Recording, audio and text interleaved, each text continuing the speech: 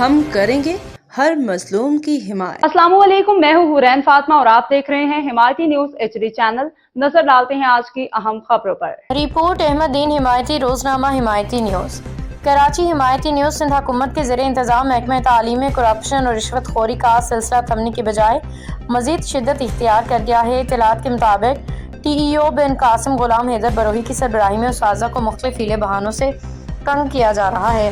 ذرائع کا کہنا ہے کہ TEO بن قاسم کی جانب سے انٹر ڈسٹرکٹ جوائننگ پے 10,000 روپے جبکہ دوسرے اضلاع سے جوائننگ کرنے والے اساتذہ سے 20,000 روپے تک وصول کیے جا رہے ہیں۔ رشوت نہ دینے پر متعلقہ اساتذہ کو ہراساں کیا جاتا ہے، ان کے جائز کاموں میں رکاوٹیں کھڑی کی جاتی ہیں۔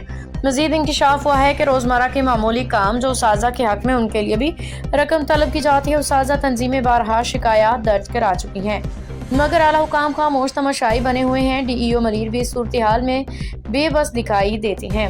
ذرائع کے مطابق سیکریٹری ایجوکیشن و وزیر تعلیم سردار شاہ کے منظور نظر یہ انار TEO مبینہ طور پہ رشوت کی کمائی سے اتنے خوش نظر آتے ہیں کہ اسی افسر کو متعدد اضافی چارجز سے نوازا گیا ہے۔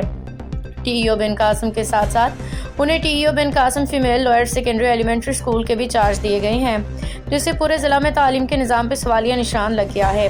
سندھ کے تعلیمی اداروں میں جاری اس کھلی کرپشن نے اساتذہ برادری کو اضطراب میں مبتلا کر دیا ہے۔